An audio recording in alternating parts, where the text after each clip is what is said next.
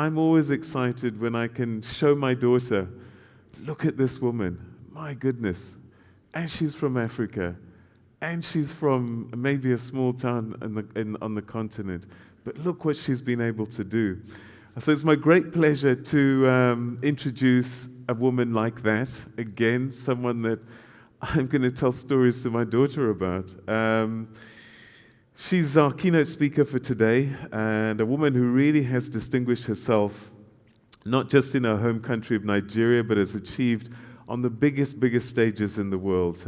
Armed with a computer science degree and a Harvard Business School MBA, she began a long and very successful career in a male-dominated world of finance, corporate finance.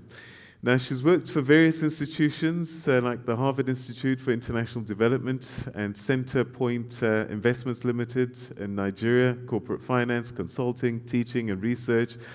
17 years at the African Development Bank, including as Group Vice President, Corporate Services, and Group Treasurer.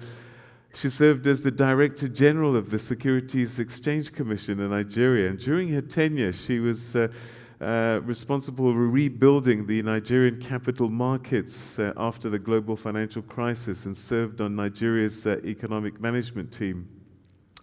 She served as Vice President and Treasurer of the World Bank, where she managed the organization's $200 billion debt portfolio, as well as an asset portfolio of almost $200 billion for the World Bank's 65 external clients.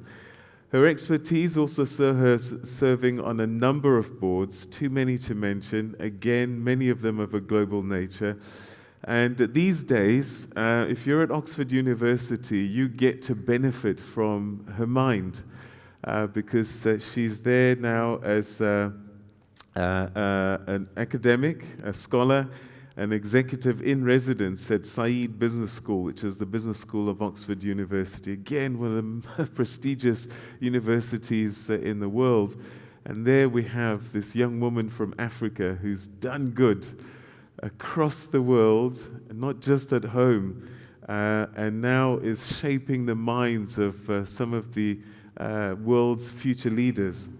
So she's a great source of pride for all of us and is another great example, as I said, of what women on this continent are capable of achieving on the biggest stages of the world. Ladies and gentlemen, it's my great pleasure to welcome on stage Ms. Arunma Oteh, Officer of the Order of the Niger.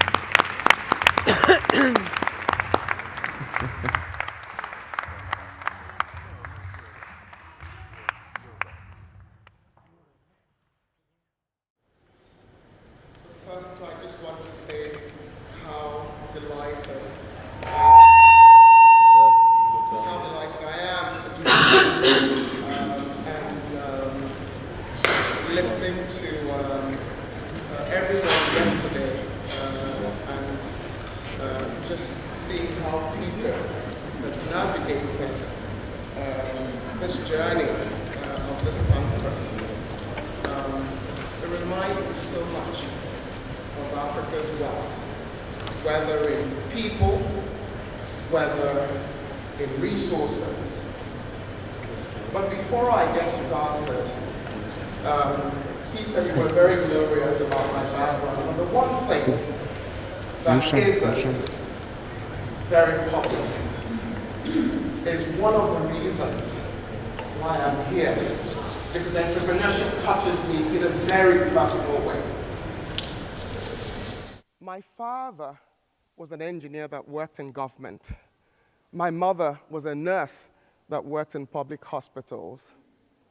But they were able to help me become who I've become because they invested in the Nigerian stock market.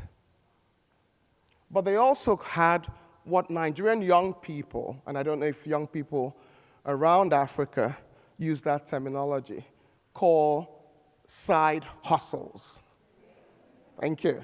I can hear the young people say, yes, and the young in mind.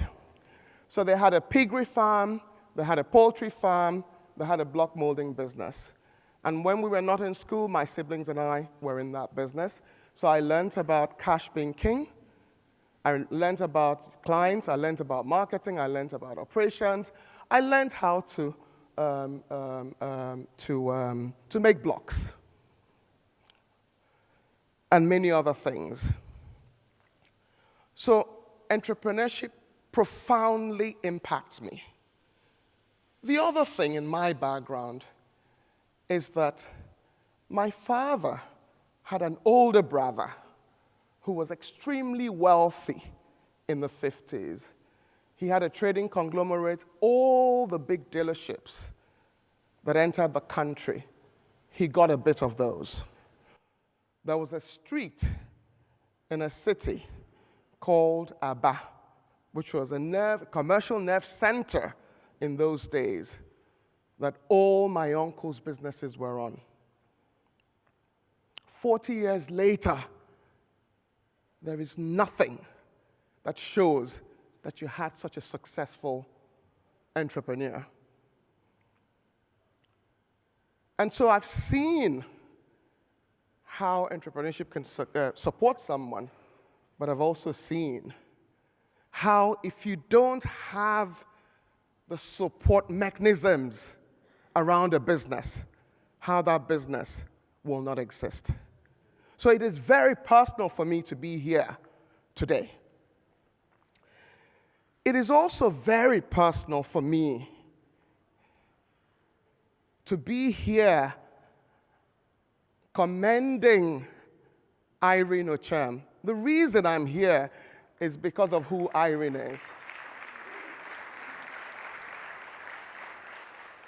She's the consummate entrepreneur. She has an idea. She puts things into it. She leads her team. She gets sponsors. And after a journey of 5 years, this is where we are. All of us passionate, excited about what has been achieved. But what I want to talk about is what the future holds, because we've done well. What I want to talk about is what the possibilities are. And when I listened, I told Irene this morning that I had a different sense of what I was going to talk about. But last night I decided to talk about something else. Because at the end of the day, we need to be here in 5 years' time, in 10 years' time, thinking about the gains. And so those who talked yesterday about scale are in my corner.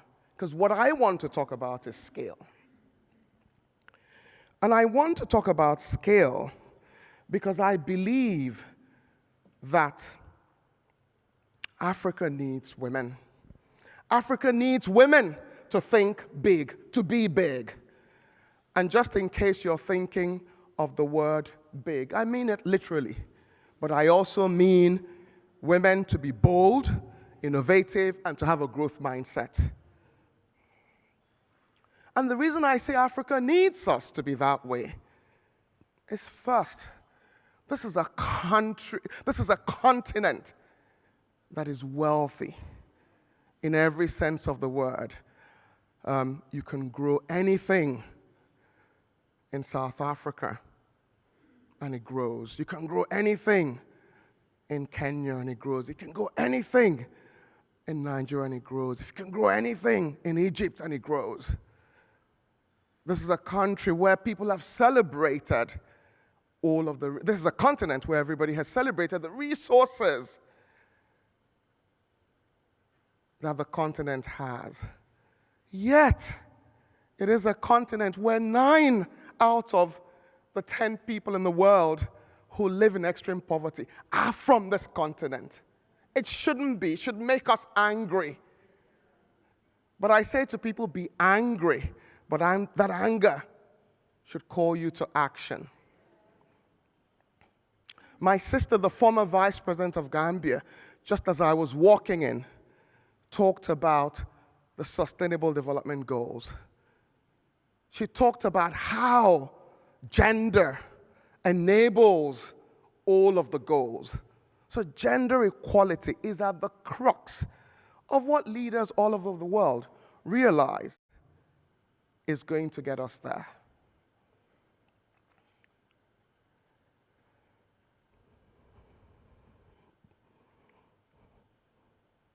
Last year, the World Bank published a report which basically said that if men and women have the same earnings over their lifetime, we will add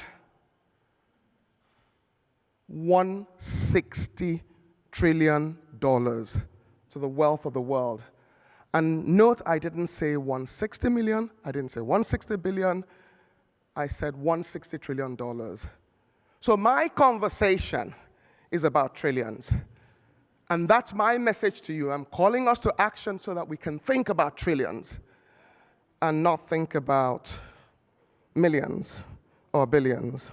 I mean, billions maybe, but certainly not millions.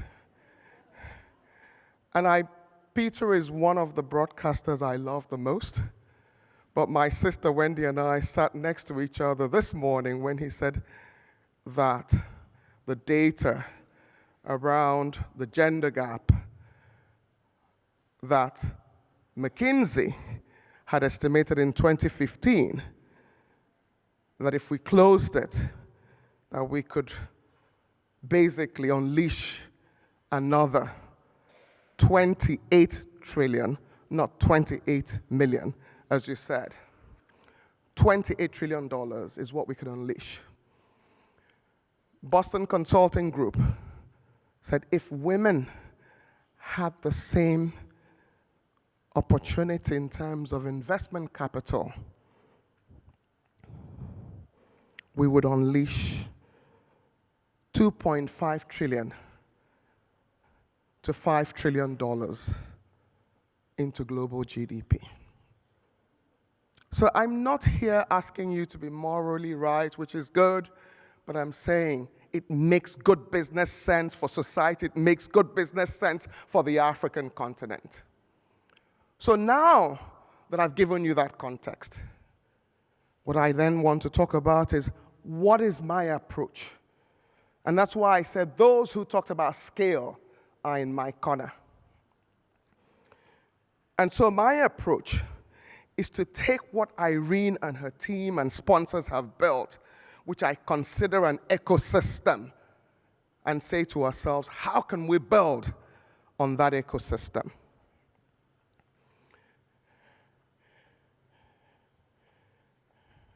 And I wanted to have what is a simple definition of an innovation and entrepreneurship ecosystem.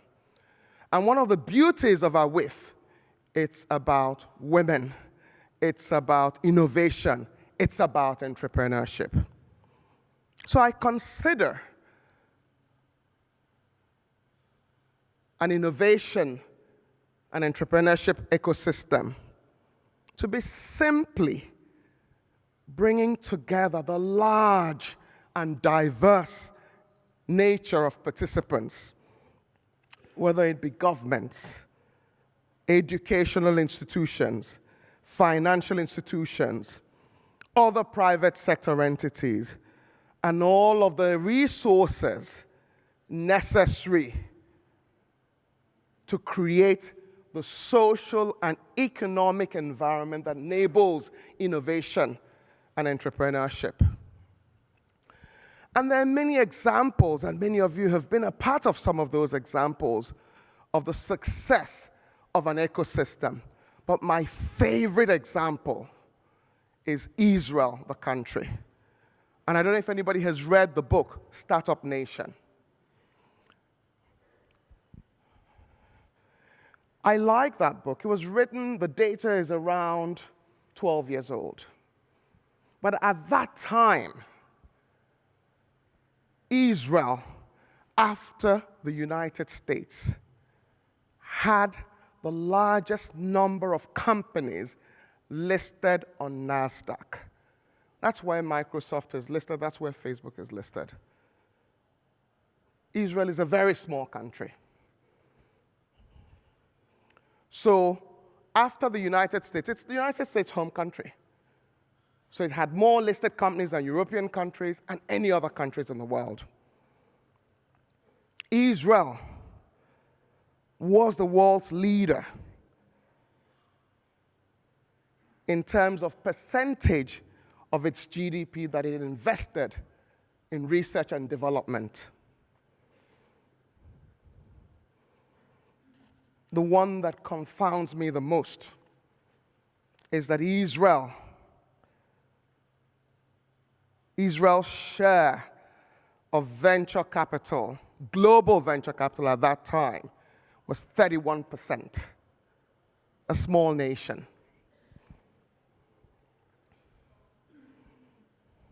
Israel, of course, has the highest density of startups in the world. In 2008, the per capita venture capital investments in Israel was 2.5 times higher than the United States, 30 times higher than Europe. I can go on and on about Israel, but I wanted to make the point around an ecosystem. And for us, that ecosystem on entrepreneurship has to have government, policymakers, the international development agencies on that journey with us. So lest I forget, I want to start with the African Continental Free Trade Agreement. And Wendy, my sister, I want to start with what you said, because given who Wendy is, last night we were exchanging messages, and she said, we need to make sure that there's a resolution passed on the African Continental Free Trade Agreement. And you remember what she said yesterday. There were a number of things that we should petition. And what we should do is each of us say, what are those things? I'll tell you one of mine. And thanks to Pinama, my mentee who is here, I don't know where she is, in the room. Okay. Because last night I said to her, you need to find for me how much informal trade has been going on. And she found an article that said economists have understated what those numbers are. But whoever that author said it was about 30 to 40%. So my own petition that Irene needs to go there is to see how we create an enabling environment for the informal sector. I lived in Abidjan for 11 years. And I would board my flight often from Ivory Coast, from Abidjan to Nigeria. And the women we called Mama Benzes. And my brother, Patu Tommy's mom, was probably one of those Mama Benzes, would basically be on that flight. Some of them would have taken it from, it was Cameroonian Airlines, they would have taken it from Cameroon, it would have a stopover in Lagos, or either way. And I would get on this flight, and there were just so many of them. So I had a conversation once with one of them, and she said that Cameroonian Airlines, which is now defunct, was God sent.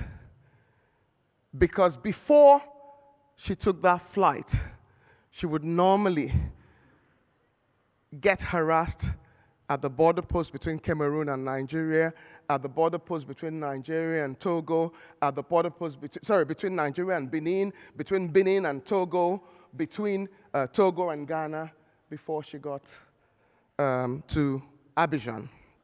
And by the way, I'm being kind saying harassment. She paid taxes.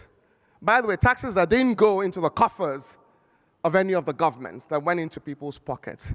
And she was just happy that she could just fly from Cameroon to Abidjan without that harassment. So my own petition is to see how we develop a platform. And you tell the same story in East Africa, in Southern Africa, in North Africa, in Central Africa. I just gave the example of the one I know about the Mama Benzes. So, like my sister Wendy, we need to use the platform that this game changer called the African Continental Free Trade Agreement has to make sure that we help our continent be the prosperous continent that it should be.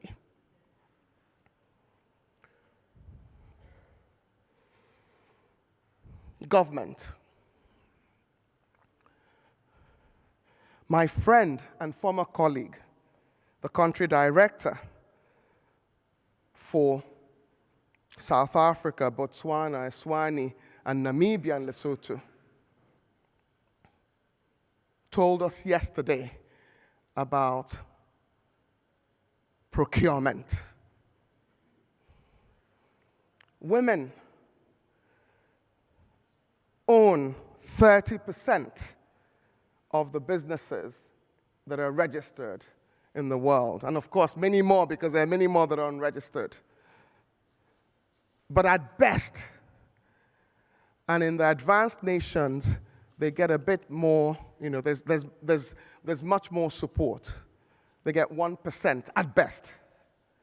And so some of what she's outlining about what she will lead in helping e-procurement, helping greater transparency, gives us that opportunity.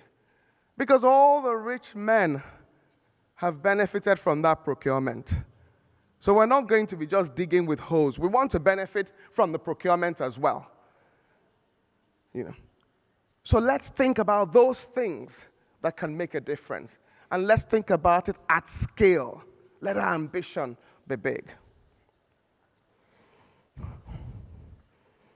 We talked about intellectual property. We talked about collateral. There's a lot that needs to be done. And we need to galvanize everyone through those our petitions so that it can be done. Next one. At the end of the day, you need the skills, business, management, digital skills, skills in agriculture, whatever. We need to keep growing in our skills. So the educational institutions have to be a part of that agenda. There's been a lot of talk about leveraging technology. We cannot talk about that enough because of what it does in terms of leveling the playing field, in terms of broadening your reach and access, in terms of helping you understand your customers better. So that ecosystem has to have technology as the backbone. That's what my uncle didn't have in the 50s, which we have today. So we have to step up and leverage it. Finance. I've spent my whole life in finance. I tell people, because my parents were investing in the stock market, I started finance when I was at the dinner table. Most of you may have heard me share this story before, because my father was a tough man, so we all kind of contributed. So he would make my sisters and I take turns to read the annual reports of companies that he'd invested after dinner. So of course, when I made the choice to have a career in finance and he wanted me to be an engineer, I said, but Dad, we started this career in finance at the dinner table when I was 8 years old. Finance is the oil that moves everything. So we cannot do this business thinking small.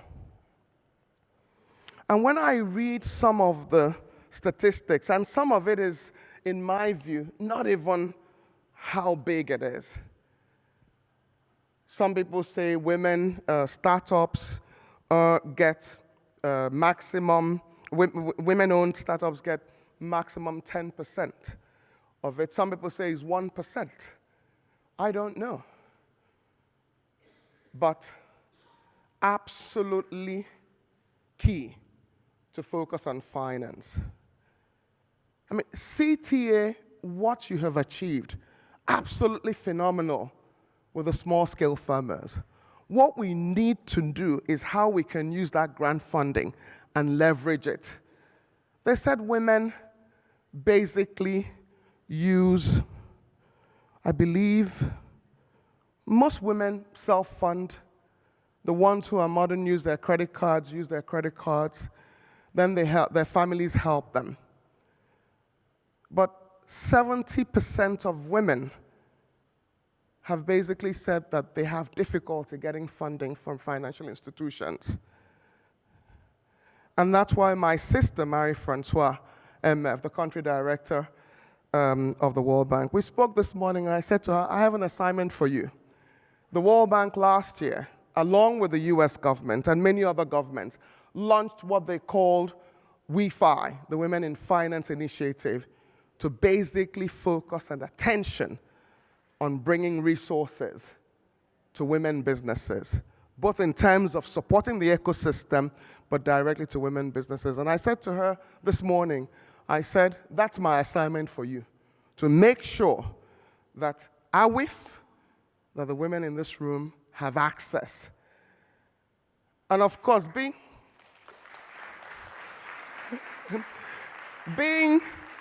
the dynamic woman that she is, she didn't even hesitate. And she said, absolutely. And this is a woman that I know that gets things done. Because when they want someone who can make a difference, they ask MF at the World Bank. So she's done Democratic Republic of Congo, she's done Nigeria, she's done the North African countries, including Libya. And now, I told her she's going to do African Continental Free Trade Agreement for us out of South Africa, in addition to the portfolio of countries that she has. So that's my assignment for you in public. Many things we can do with finance.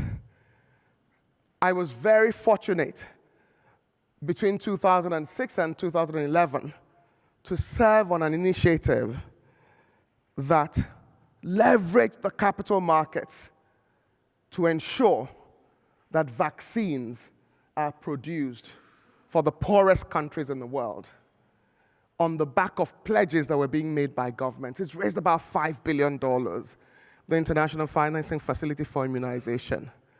People were ready to provide funding for that. Why wouldn't people be ready to provide funding for entrepreneurial ventures that are successful? So innovative finance is key. I spoke with Ozo yesterday, who is from FCMB in Nigeria. Absolutely amazing institution that is looking for creative ways of making a difference. They're doing things with young people. They have the She Ventures. And my assignment for you is, how do you securitize those loans? Take them to the capital market so that you can have more bandwidth to do more. One of my favorite stories, and it's much easier for me to do it because I'm not Chinese, because I think all the speeches I've made in the last 3 months, I've probably mentioned them. Ant Financials. Ant Financials founded my bank, their digital bank, in 2015. By 2018, they had given loans to 6 million SMEs. So I'm not talking thousands. So when I use millions, it's for number of people. When I talk money, it's trillions. But this is 3 years. And that journey, they give approvals. You fill in your form in 3 minutes. Your approval you get in 1 second. And there's zero human intervention. But they've leveraged technology. They know what you do because of your mobile phones. So if you're somebody who is a bad credit, they can find out. So they don't need to ask you for your fathers, your grandmothers, this thing. You bring your jewelry if you don't have a house because your husband did not let you co-sign the house. They don't need that because they can see that you're a good credit. 6 million SMEs. And that's the number I have. It's probably bigger because we're now in 2019. We need to get them as a partner because Alibaba, Jack Ma, I don't know why I keep calling him Alibaba because his entity is called Alibaba, who started this, was a school teacher. And his business has grown thinking differently, being innovative about business. So we need to get them on board. And that's my assignment for Vera Sungwen, because she's working with the head of Ant Financials to do a few interesting things on the continent. There are various initiatives that I can talk about.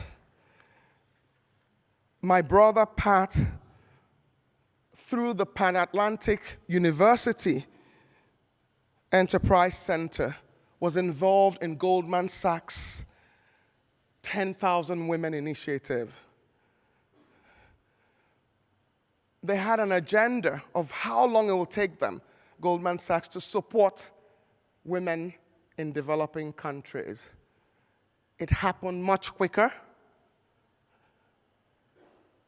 Today, they have a portfolio of 53,000 entrepreneurs, but more importantly, it's a $1.45 billion initiative. So today, they're partnering with IFC on another initiative called the Women Entrepreneurship Opportunities Facility.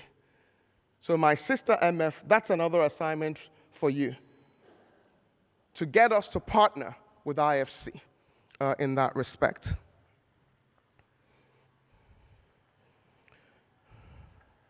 I'm excited about what Barbara said about what Shell is doing. Excited about what MasterCard, SAP, Microsoft, Google, Facebook, everybody's doing on this continent. We need to get them to raise the dollars amounts, raise the areas that they focus, because they're interested in doing this, because they understand that Africa is wealthy today, but it's the wealth of the future, because we have the youngest continent. So let's leverage all of them. And Barbara isn't here today, so you need to tell her that I liked what they were doing, but I need them to scale up as well. The Access Banks, the Tony Elumelu Foundations that were mentioned yesterday. I forgot to share something around government. The UK government basically understands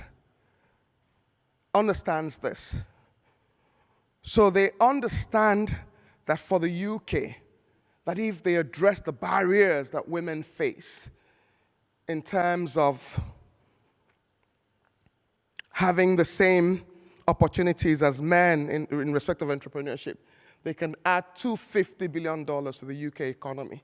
So they appointed a very distinguished commercial banker, Mrs. Rose, who did the Rose Review. And following that review, they made a series of commitments. One of the things I liked that they did was that they developed what they call, I think, it's a code. So it's voluntary for financial institutions, for investment funds, as to the importance that they will attach to women entrepreneurship. And every financial institution in the UK is signing up to that code. So we need to use carrots, we need to use sticks, but there's a lot that can be done. And as one of the panelists in Peter's panel this morning said, I think it was Nicholas, these issues are being dealt with everywhere.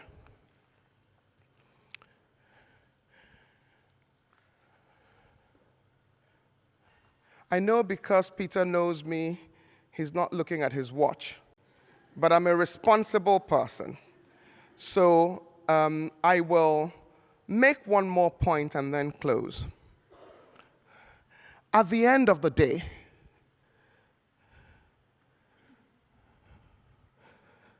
the women entrepreneurs at the center of all this. And I want to see a show of hands as to the women entrepreneurs. Okay, so most of us are women entrepreneurs. Yesterday, I agreed with everything that was said except one thing, which is that we don't have entrepreneurial skills, because women have entrepreneurial skills. Has anybody ever, how many people have had a biological child in this room? Okay.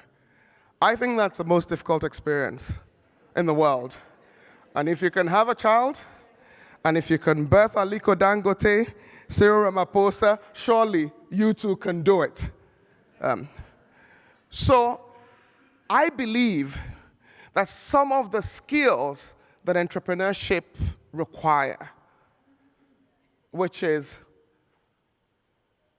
resilience, nurturing, patience, I believe that we women have it.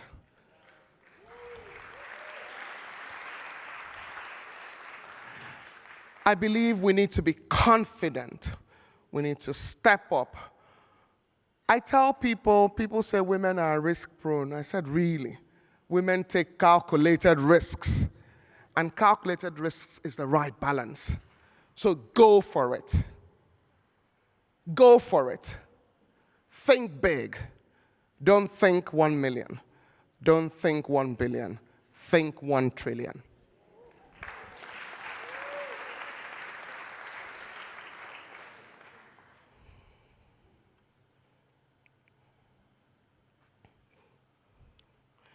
Last week, I went to visit